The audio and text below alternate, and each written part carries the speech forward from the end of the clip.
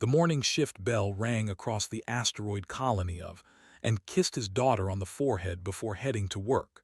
She smiled up at him with bright eyes, her small hands clutching the drawing she had made the night before. It showed their family standing on Earth, a place she had never seen but always dreamed about. "Will we ever go home, Dad?" she asked. Crouched down to meet her eyes. His son ran over and wrapped his arms around his leg, not wanting to be left out of the hug. "Someday, little star," said softly. "Someday we'll see the blue sky together." His wife stood in the doorway of their small quarters, her uniform already on for her shift at the colony administration office. She gave him a tired smile. They had been on for 5 years now, mining resources for the Galactic Council. The pay was decent, and the work kept them fed. It wasn't the life they had imagined, but it was theirs. Made his way through the narrow corridors of the residential sector. He passed other human families getting ready for their day. Children laughed and played in the common areas while their parents prepared for another shift in the mines. The colony housed about 2,000 humans, all working to extract valuable minerals from the asteroid's core. At the mining headquarters, checked the daily assignments. As a supervisor, he managed 3 teams of diggers. The work was hard and dangerous, but humans were good at it. The council appreciated their ability to work in harsh conditions without complaint. Ambassador arrived at the colony that afternoon. The tall, gray-skinned walked through the administrative building with his usual air of superiority. Had seen him before during inspection visits. The alien never seemed to care much about the human workers, only about production numbers. Was in a meeting when made his announcement. Her face went pale as she listened to his words. "We have discovered an unprecedented deposit of quantum crystals beneath the residential sector," said, his voice cold and efficient. "These crystals are extremely valuable. Mining operations will begin immediately. All residents must evacuate within 6 hours." Stood up, her hands shaking. 6 hours. "Ambassador, we have families here, children. We need more time to organize a safe evacuation." Turned his dark eyes toward her. 6 hours is sufficient. The council has calculated the optimal extraction timeline. Delay is not acceptable. "But where will we go?" another administrator asked. "The temporary shelters aren't ready for this many people." "That is not my concern," replied. "You have your orders." Immediately sent out the evacuation alert. Sirens blared through the colony. Families scrambled to pack their belongings. Parents carried confused children through the corridors. The orderly morning had turned into chaos within minutes. Rushed back from the mining site when he heard the alert. He found helping coordinate the evacuation, her face tight with stress. "Where are they?" he asked. "I sent them to the gathering point with the family," she said. "They should be safe there." But as the hours passed, the evacuation became more chaotic. The transport ships couldn't handle everyone at once. People were being separated from their families. The corridor systems were jammed with crowds trying to reach the surface docks. Commander Thane arrived with a squad of soldiers. The insect-like warrior species was known for their efficiency and their complete lack of empathy. Thane's multiple eyes scanned the crowd with cold calculation. "Evacuation is proceeding too slowly," he announced. "Begin mining operations in 1 hour." Pushed through the crowd to confront him. "Commander, we still have people in the lower levels. We need more time." Thane's mandibles clicked together. "Unacceptable. The resource window is limited. Rival factions have detected the crystal deposit. Every hour of delay costs the council trillions." "There are children down there," shouted. "All residents were given adequate warning," Thane replied. "Those who remain do so at their own risk." That's when they heard it, a deep rumbling sound from below. The mining charges had been set early. The corridors shook as controlled explosions began collapsing the lower residential levels to make way for the extraction equipment. Blood ran cold, and never made it to the gathering point. They're still down there. He ran toward the lower access tunnels, but soldiers blocked his way. Was right behind him, screaming at them to move. Other parents joined them, all realizing their children were trapped below. "Let us through," roared. "Our children are down there." Commander Thane stepped forward. "The structural integrity is compromised. Sending rescue teams would delay operations by 48 hours. "I don't care about your operations," grabbed the commander's armored chest plate. "My children are dying down there." Thane looked at him without emotion. "The Council has made its determination. 17 human juveniles are currently in the collapse zone. The value of the quantum crystal deposit is approximately 9 trillion credits. The mathematical decision is clear." Scream cut through the air like a knife. She fell to her knees, clutching her stomach as if she had been physically wounded. Around her, other parents collapsed as the realization hit them. The Council was choosing profit over their children's lives. Ambassador watched from a safe distance, his face expressionless. He tapped commands into his, authorizing the continued mining operations. Watched helplessly as more explosions shook the colony. Dust and debris filled the air. Warning lights flashed red. The automated systems showed the lower residential sector collapsing level by level. Each rumble meant tons of rock and metal crushing everything below. He thought of Smile that morning. He thought of small arms wrapped around his leg. He thought of all the promises he had made to them about seeing Earth someday. The explosions continued for 20 minutes. When they finally stopped, the silence was worse than the noise. Stood at the barrier, staring down into the darkness where his children had been. Was beside him, her face empty of everything except grief.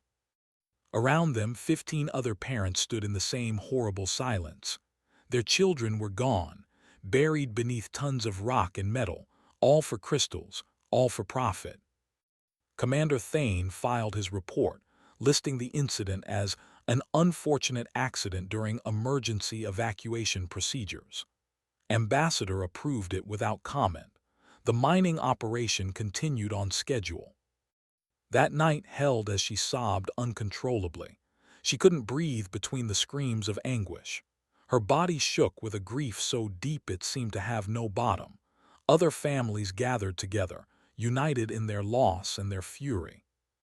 In the cold mathematics of the Galactic Council, 17 human children had been calculated as an acceptable loss. The quantum crystals were worth more than their lives. The decision had been logical, efficient, and completely justified by Council regulations. But there was something the Council didn't know, something buried in ancient archives that had been forgotten for 2,000 years. A law written when humanity first joined the galactic community. A law that carried a warning from the old progenitor species who had once guided the Council.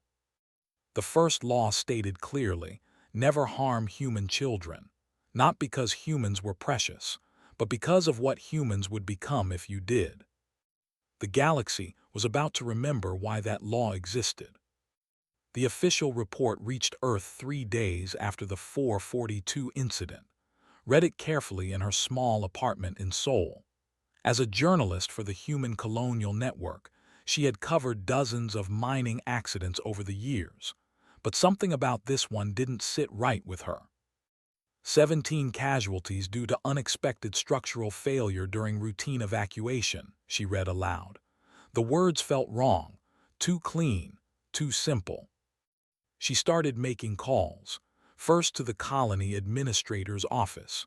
No answer. Then to the families listed as affected. Most didn't want to talk, but one mother, a woman named, finally answered her call. "They murdered our children," said, her voice flat and empty. "They knew they were down there. They blew up the sector anyway." His hand tightened on her phone.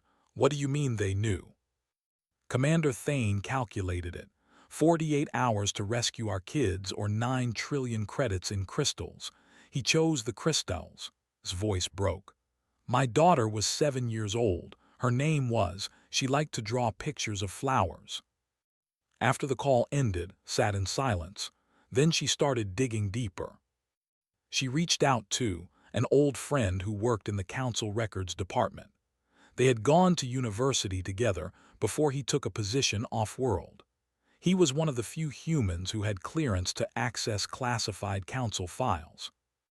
"I need you to look something up for me," she told him over an encrypted channel. "Mining incident. Tell me what really happened." Was quiet for a long moment. "If I send you classified files, I could lose everything. Children died, and I think the council is covering it up." 2 hours later, encrypted files appeared in her secure inbox. Opened them with shaking hands. Inside were incident reports, communications logs, and authorization codes. The evidence was damning. Commander Thane had received multiple warnings that children were trapped. Ambassador had personally authorized the mining operation to continue. But there was something else in the files. References to something called the First Law. Had included a note.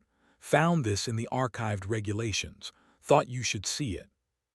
Published her the next morning. Within hours, it spread across every human colony in the galaxy. The Galactic Council issued an immediate arrest warrant for her, but the damage was done.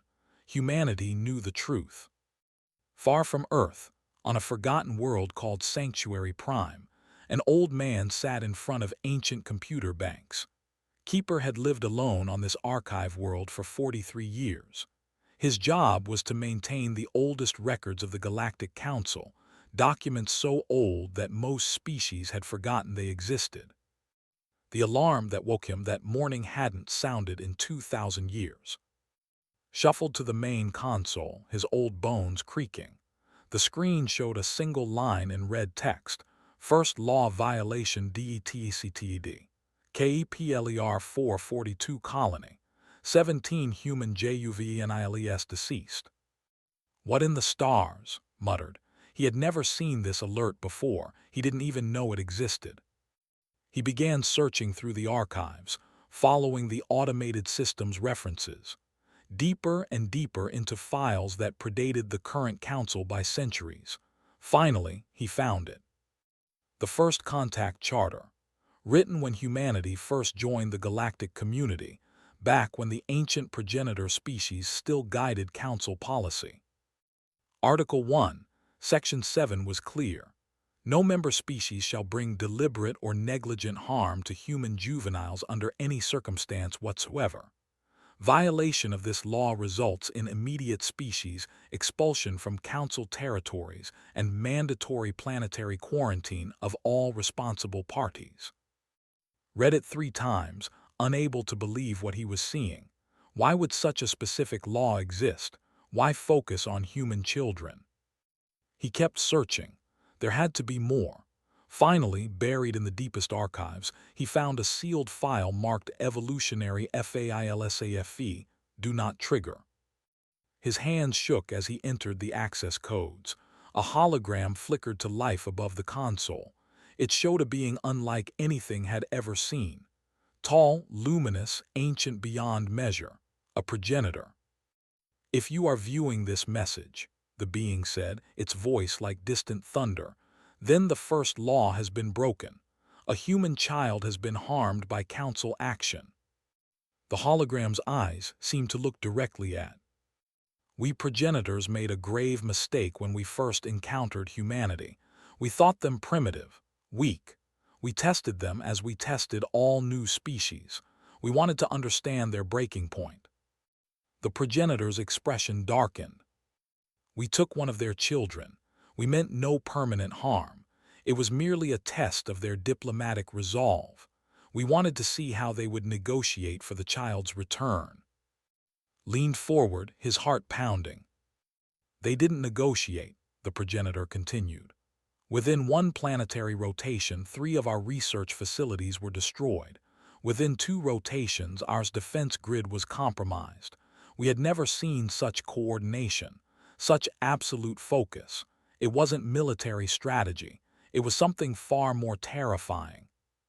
The hologram showed images of devastation, burning cities, shattered starships. Every human in the galaxy mobilized instantly. Civilian, military, it didn't matter.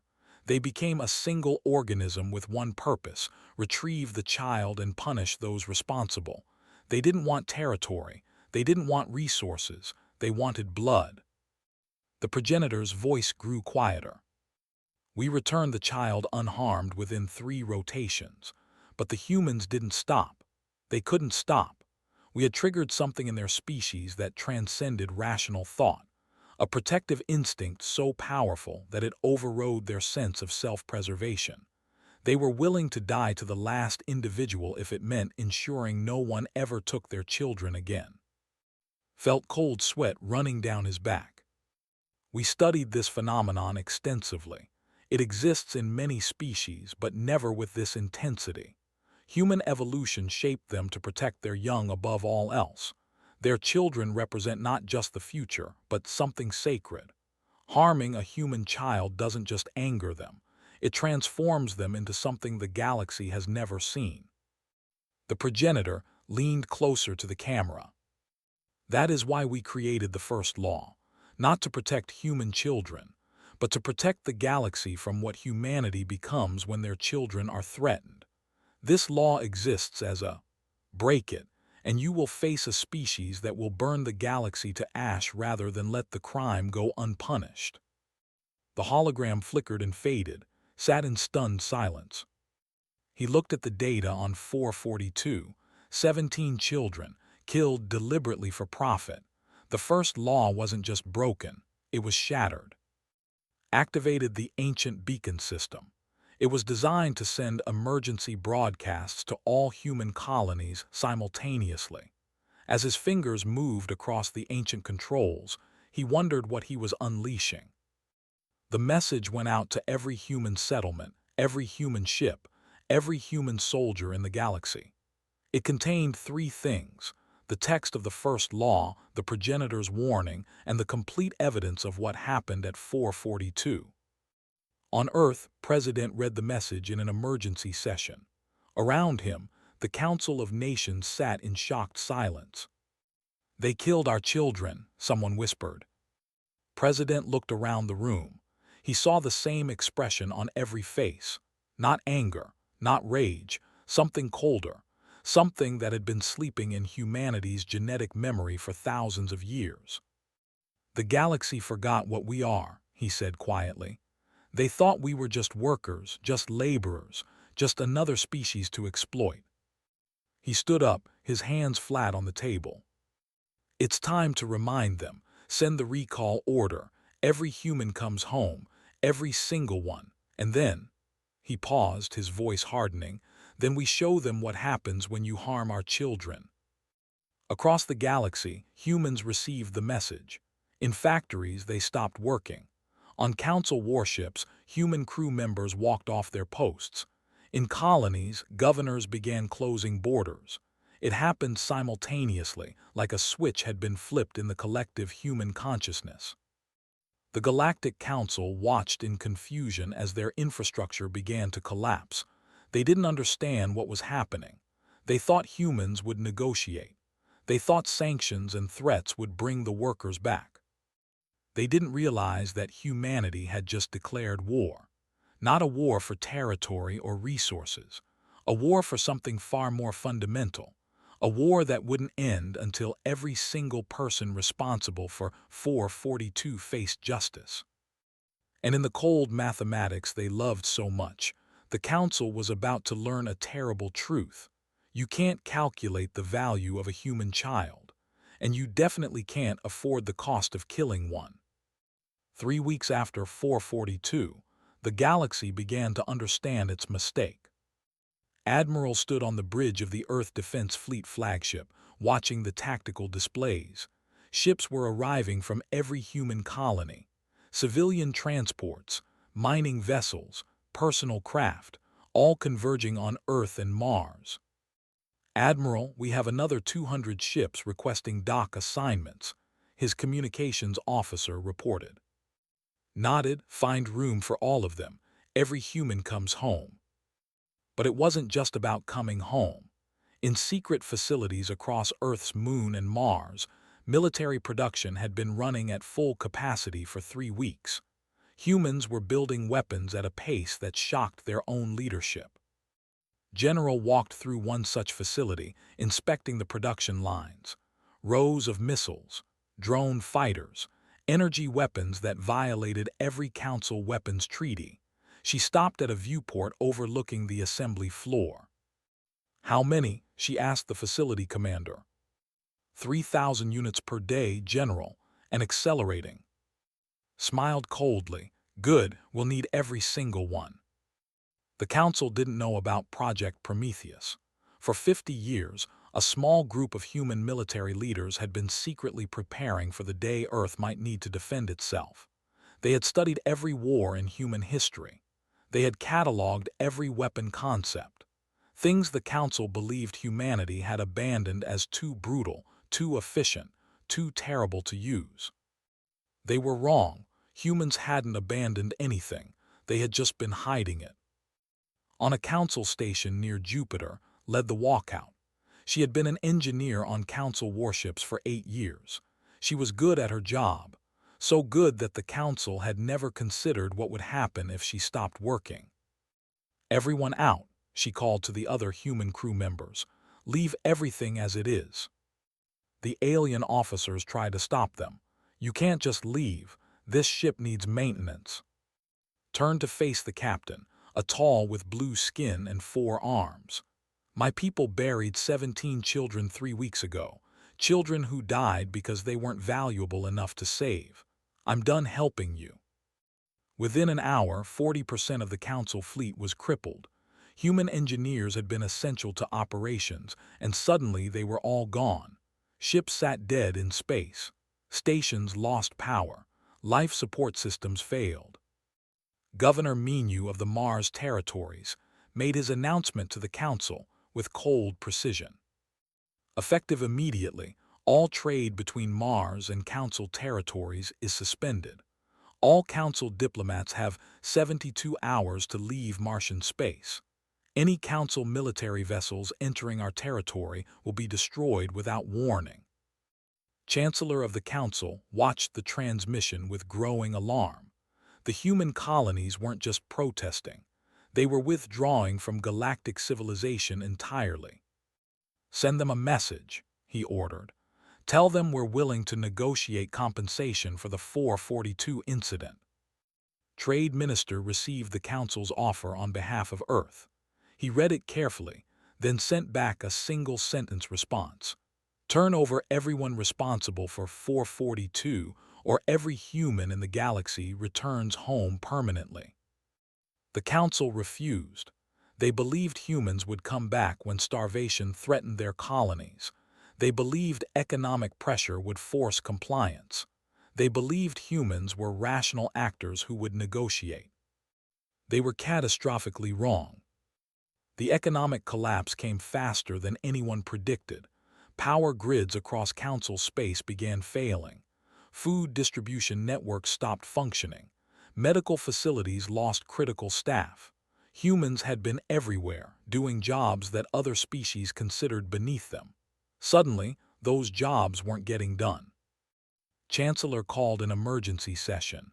"We need to show strength, send the fleet to Titan Colony, restore order, bring the human workers back by force." It was the worst decision he ever made. Captain commanded the Titan defense platform.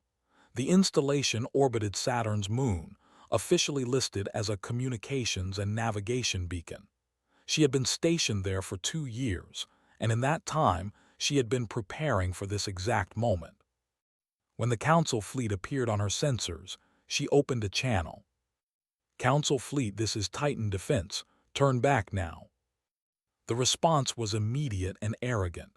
"Titan Defense, you are ordered to stand down and prepare for occupation. Surrender immediately or be destroyed." Looked at her crew. They were all humans. They had all heard about 442. They all knew what was at stake. "They killed children," she said quietly. 17 children for profit." She turned to her weapons officer. "Lieutenant, remove the safety locks from all weapons systems." "Ma'am, if we do that, the power signature will reveal what this station really is." I know, do it anyway. The Titan defense platform had been designed by Project Prometheus. It wasn't a communications beacon. It was a weapons platform powerful enough to destroy an entire fleet. As the Council ships approached, the platform's true nature revealed itself. Armor plating slid back, exposing hundreds of missile tubes. Energy cannons emerged from hidden compartments. Defensive grids powered up, creating a shield network that could withstand sustained bombardment. The Council fleet commander stared at his sensors in disbelief. What in the void is that thing? His voice came through cold and clear. This is mercy. I'm giving you one more chance. Leave now, or I will show you what happens when you harm our children. The commander, a proud warrior, laughed. You're outnumbered 50-1. Surrender or die. Cut the channel. Weapons free. Fire everything. The battle lasted 12 minutes.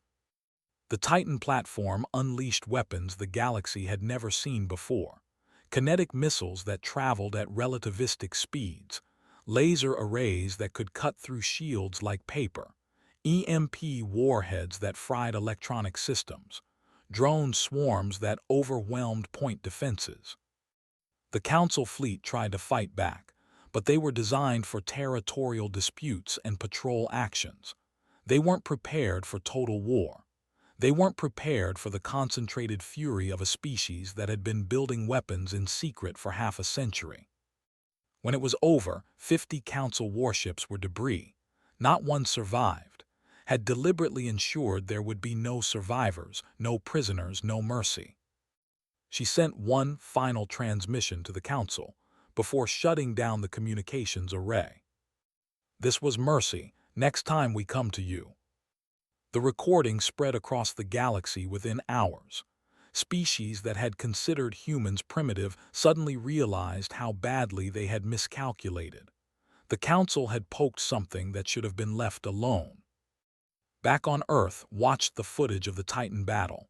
He had spent 3 weeks in a fog of grief, barely eating, barely speaking. Had been the same. They moved through their days like ghosts, hollow and broken. But something changed when he saw those Council ships burning. Something cold and hard settled into his chest. He walked to the military recruitment center in the morning, was right behind him. "We want to enlist," said to the recruiting officer. The officer looked at them sympathetically. "You're the parents from 442. I'm sorry for your loss." "We don't want sympathy," said. Her voice was steady, but her eyes were ice. "We want to find Ambassador. We want to find Commander Thane. We want to find everyone who decided our children weren't worth saving." The officer nodded slowly. "We're forming special units, hunter teams. Their mission is to track down specific targets and bring them to justice." "Justice," repeated. The word tasted like ash in his mouth. "Is that what we're calling it?" "That's what President is calling it. What you call it is up to you." And signed the enlistment papers. Around them, other parents from 442 were doing the same. 15 families, 15 sets of parents who had lost everything. They called themselves the Vengeance Corps. Training was brutal, but none of them complained. Every exercise, every simulation, every lesson brought them closer to their goal. They learned to track targets across star systems. They learned interrogation techniques. They learned how to be patient, methodical, and absolutely merciless. General visited them during training. She walked between the recruits, studying each face. "You all know why you're here," she said. "The galaxy thinks humans are soft. They think we'll negotiate. They think we'll forget about 17 dead children once enough time passes." She stopped in the center of the group. "We're going to teach them otherwise. We're going to show them that you don't harm human children and walk away, ever." Raised his hand. "General, what are the rules of engagement?" His expression didn't change. "Find them, document their crimes, broadcast their confessions, then make sure they never harm anyone again. Those are your orders." "What if they surrender?" someone asked. "Accept their surrender, bring them back for trial, but if they resist, Let the sentence hang in the air. Use your judgment. The training continued for 6 more weeks. By the end, the Vengeance Corps was the most focused, most dangerous unit in the human military. They weren't soldiers. They were hunters with a mission that transcended military objectives. Chancellor watched intelligence reports from across the galaxy. Human activity was increasing, ships moving with purpose, resources being marshaled, military units being deployed. "They're preparing for something," his intelligence chief said. "We don't know what." Felt the first stirrings of genuine fear. The Titan incident had shaken the council. They had believed humans were contained, manageable. Now they weren't so sure. "Find Ambassador," ordered, "and Commander Thane, get them somewhere safe." But it was already too late. The Vengeance Corps had their scent, and humans, once they started hunting, never stopped until they found their prey. 2 months after 442, Commander Thane was hiding on a pleasure world called Prime. The planet was known for its beautiful beaches and relaxed atmosphere. More importantly, it was protected by diplomatic immunity laws. Council officials could hide there without fear of arrest. Thane sat on a balcony overlooking the ocean, trying to convince himself he had done nothing wrong. He had followed orders. He had made a logical decision. 17 lives versus trillions in resources. Any reasonable being would have made the same choice. The night air was warm and pleasant. He didn't hear the assault team until it was too late. They came through the windows simultaneously. 6 humans in black tactical gear, moving with precision that would have impressed any Special Forces unit. Thane reached for his weapon, but a boot connected with his mandibles, shattering them. Stood over the commander, his face empty of emotion. Beside him held a recording device. "Commander Thane," said quietly, "we have questions for you."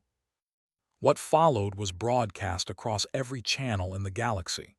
Thane, broken and bleeding, confessing to everything. He admitted he knew children were in the collapse zone. He admitted he had calculated their lives against the value of the crystals. He admitted he had given the order to proceed with the demolition. "I was following council protocol," Thane said, his voice distorted by his shattered mandibles. "The mathematics were clear." "Mathematics," repeated. She leaned close to the camera. "My daughter's name was, she was 8 years old. She liked to draw pictures of Earth. My son was, he was 6. He wanted to be a pilot." Her voice never wavered. "Tell me, Commander, what was the mathematical value of their dreams?" Thane had no answer. The execution was not shown on the broadcast, but everyone knew what happened next. When council investigators arrived at Prime 3 days later, they found Thane's body with a note pinned to his chest. "For and all the children deemed expendable." Chancellor watched the broadcast in his office. Around him, council members stood in horrified silence. "They're not negotiating," someone whispered. "They're hunting us." Tried to maintain his composure. "One incident, one target, we can contain this." But he couldn't. The Vengeance Corps had more names on their list. Ambassador had fled to the council, believing the planetary shields would protect him. The planet was the most heavily defended location in the galaxy. Getting past the defense grid was impossible. Or so they thought. Special Forces Commander led a team of 20 operatives on a mission that military historians would later call either brilliant or insane. They infiltrated the not through force, but through patience. Over the course of 3 weeks, they entered the planet in small groups, some as maintenance workers, some as traders, some hidden in cargo shipments. They assembled slowly, carefully, invisibly. On the day of the Council's monthly assembly, all the major political leaders gathered in the Grand Chamber. Security was tight, but it was designed to prevent armies from entering, not ghosts. And his team moved through the service tunnels beneath the chamber. They cut through security barriers with tools that shouldn't have existed. They bypassed sensors using technology the Council didn't know humans possessed. They emerged in the grand chamber, in the middle of Ambassador's speech. The shock on the council members' faces would have been funny under different circumstances. His team secured all exits in 15 seconds. No one was hurt. No one needed to be. The humans weren't there for violence. They were there for justice. Activated a holographic projector. It showed everything. The evacuation order, the trapped children, the calculations, Thane's order to proceed, and finally authorization. The galaxy watched in real time as tried to defend himself. It was within council regulations, he stammered. The resource value justified the action. Stood in front of him, his weapon lowered. Tell them what you said. When the parents begged you to wait, tell them exactly what you said. His gray skin had turned pale. I said humans were expendable, that their children didn't have the same value as other species. The silence in the chamber was absolute. Say their names, his voice came through his communicator. She was watching from orbit, unable to join the mission but needing to hear this. Say my children's names. Whispered and louder, and shouted, I'm sorry, I made a mistake. His expression didn't change.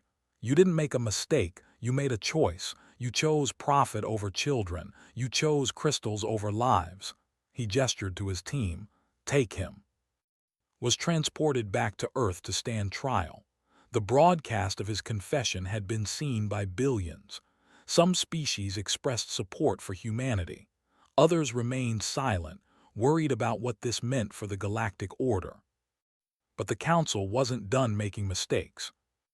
Intelligence officer intercepted a disturbing communication 3 days after his capture. She brought it directly to General. They're planning to use bioweapons, said, her voice tight with controlled anger. 3 human colonies. They're going to infect them with a virus designed to force us to negotiate. Read the report carefully. The virus was deadly, fast-acting, and specifically engineered to target human biology. The Council believed that threatening mass casualties would bring humanity to the negotiation table. They still don't understand, said quietly. They think we're afraid of dying. She called an emergency meeting with President and Admiral. The bioweapon convoy is scheduled to leave in 72 hours, explained. 3 ships, each carrying enough virus to kill millions. Intercept them, said immediately. Already planned, sir, but I have another recommendation. Pulled up a new set of files. We captured samples of Council bioweapon research 5 years ago through Project Prometheus. We've been studying them. We know how to create species-specific variants for every Council species. The room went silent. You want to create counter-bioweapons, said slowly. I want to make sure they understand the stakes, replied. They're willing to commit genocide to maintain control. I want them to know we can do the same if they force us to. President stared at the files for a long moment. Do it, but we don't deploy them. We show them we have them. We make it clear that if they use extinction weapons on us, we'll respond in kind. The interception of the bioweapon convoy was textbook perfect. 3 Council ships, each carrying deadly cargo, were boarded simultaneously by human special forces. Not one crew member was killed. They were all taken prisoner, the bioweapon secured. What happened next shocked the galaxy even more. General made a broadcast from Earth. Behind her were the captured bioweapons. Beside her were samples of human-developed variants, each labeled with a different Council species name. You considered using extinction weapons on us, she said calmly. We've created them for you, one for each of the 17 major Council species, each specifically designed to be lethal to your biology. She held up a vial.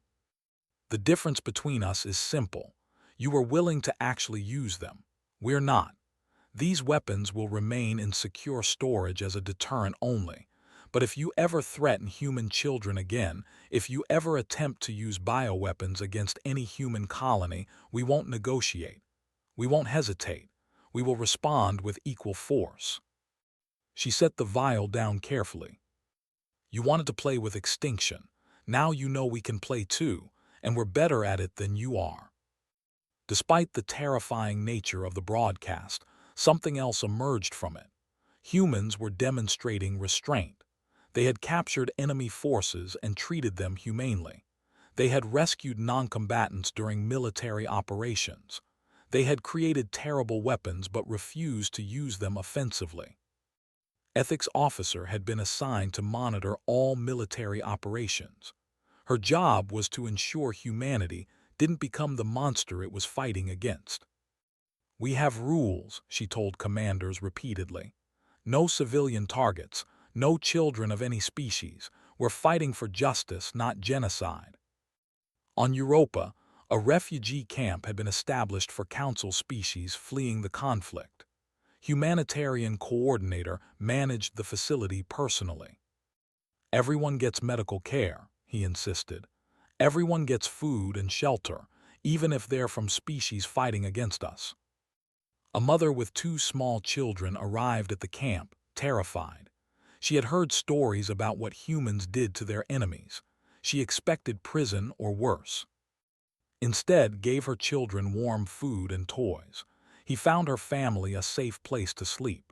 When she asked why humans would help her, he simply said, "Because your children shouldn't suffer for decisions they didn't make." The galaxy was confused.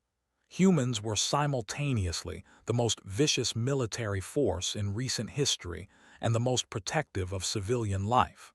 They would hunt down war criminals with absolute determination, but they would rescue enemy refugees with equal commitment.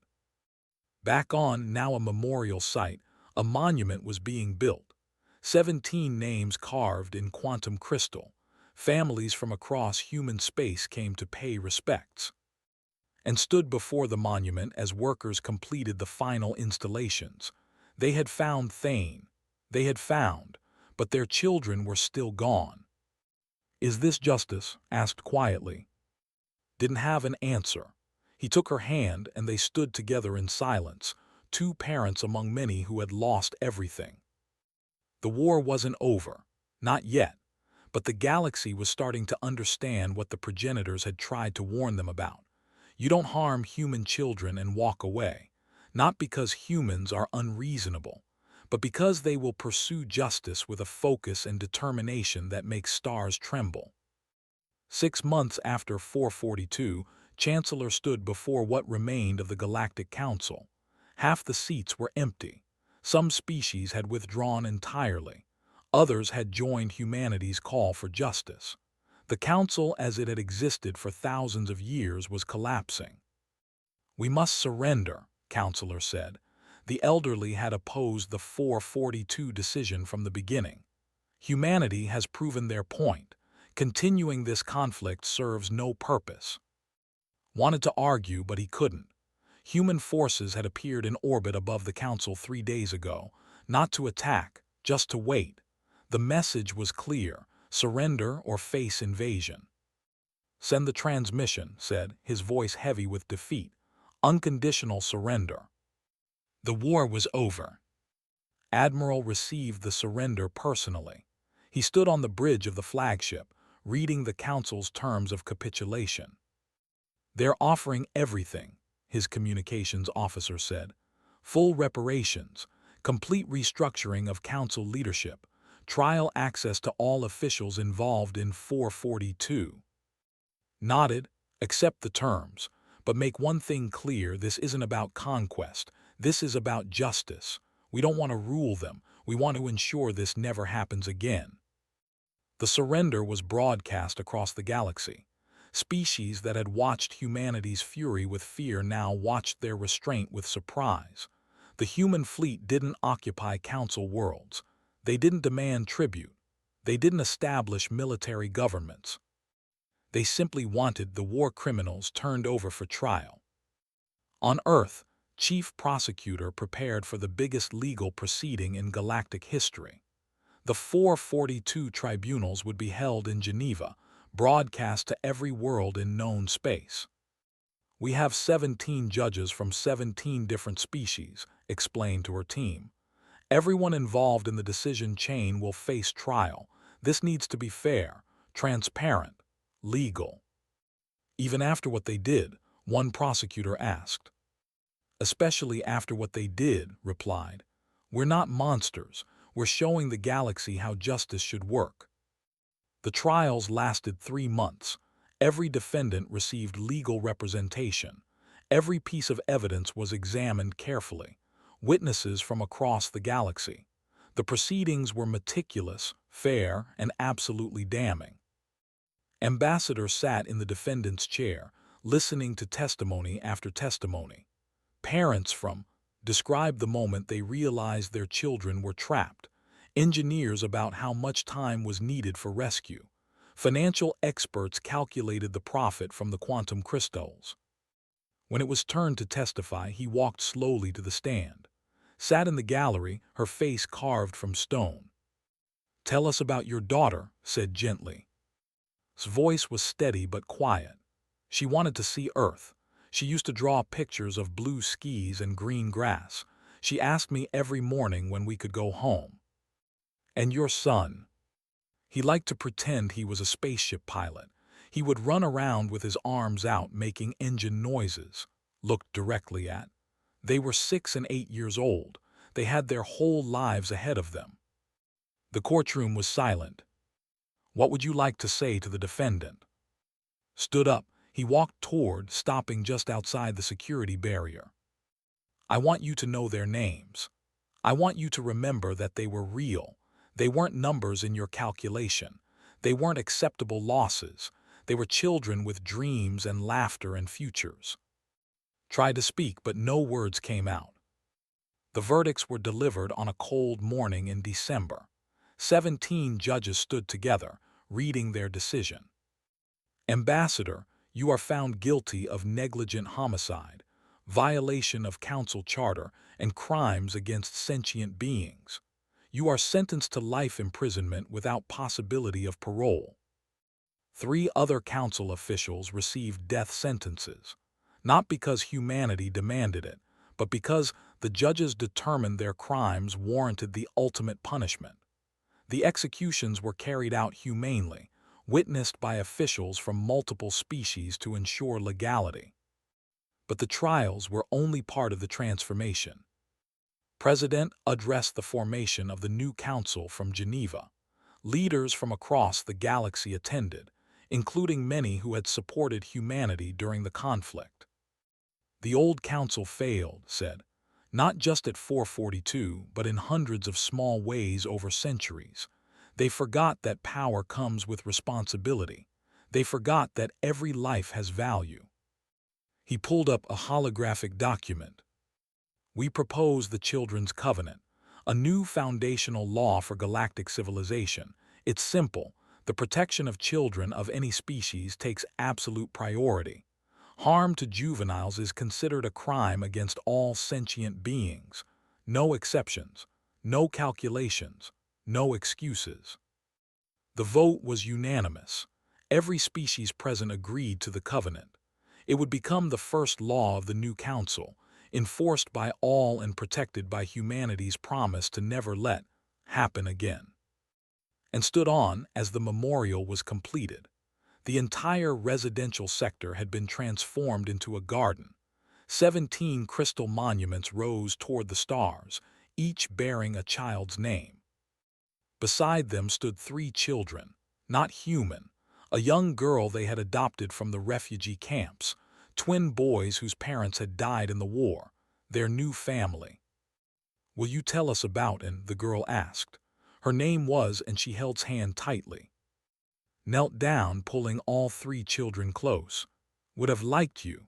She always wanted siblings, and would have taught you all his spaceship games. The children laid flowers at the base of the monuments. Around them, other families did the same. The memorial had become a place of healing, a reminder of what was lost and what must be protected.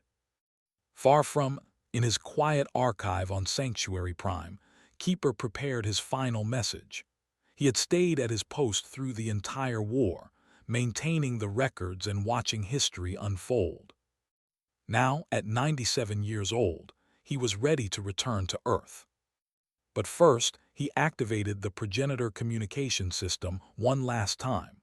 The ancient hologram flickered to life. "Your warning was accurate," said to the empty air, knowing the progenitors were long gone. "Humanity did exactly what you predicted, but you were also wrong about something." He pulled up footage of human relief efforts, medical teams treating former enemies, engineers rebuilding destroyed colonies, teachers working with children of all species. "You thought we were a weapon, something to be feared, but we're not just destroyers. We're also builders, protectors. When we love fiercely. When we grieve deeply. And when we fight absolutely. But we always remember why we're fighting." He closed the connection and began his journey home. 5 years after 442, the galaxy looked different. The new council governed with transparency and accountability. Human colonies thrived, but so did others. Trade resumed. Peace held. But something had changed fundamentally. Humanity was no longer seen as primitive or expendable. They were recognized as the galaxy's guardians, not rulers, not conquerors, protectors. On Earth, in a secure military facility, General walked through Project Prometheus one last time before its official decommissioning. The terrible weapons remained in storage, a reminder of what humanity could do if forced. "Will we ever need them again?" her aide asked. Looked at the sealed vaults. "I hope not, but we'll keep them ready just in case. Because the moment we forget what we're capable of is the moment someone will try to harm our children again." In Geneva, security chief monitored galactic communications from his office. His job was to watch for threats, to ensure never repeated. An alert came through.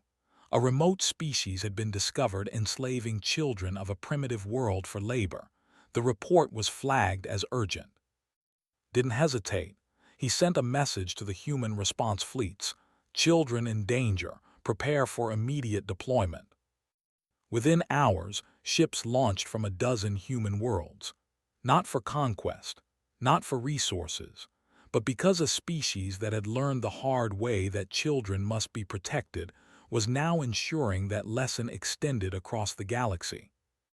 Back on, sat with his family as the sun set over the memorial garden. His adopted children played nearby, their laughter echoing across the crystal monuments. Leaned against his shoulder. "Do you think we did the right thing?" Watched the children play, was showing the twins how to make flower crowns. They were happy, safe, protected. "We couldn't save," and he said quietly, "but maybe we saved every child who comes after them. Maybe that's enough." "It has to be," whispered. As darkness fell, the crystal monuments began to glow softly, powered by some trick of the quantum energy within them. 17 lights in the darkness. 17 children who would never be forgotten. Their names would be taught in schools across the galaxy. Their story would be told to every generation. And when anyone asked why the first law existed, why humanity was both feared and respected, the answer was always the same. They harmed human children. The galaxy learned. And now no child of any species will ever suffer the same fate, because humanity said never again, and they meant it. The memorial lights shone like stars, a promise written in quantum crystal and human determination. The first law of the galaxy had been broken once. It would never be broken again. Not while humanity remembered. Not while parents grieved. Not while children anywhere needed protection. The galaxy had learned its lesson, and humanity had become what the progenitors always feared and hoped they would be. Not conquerors, not destroyers, but guardians of the innocent. Forever vigilant. Forever protective. Forever remembering 17 names carved in crystal.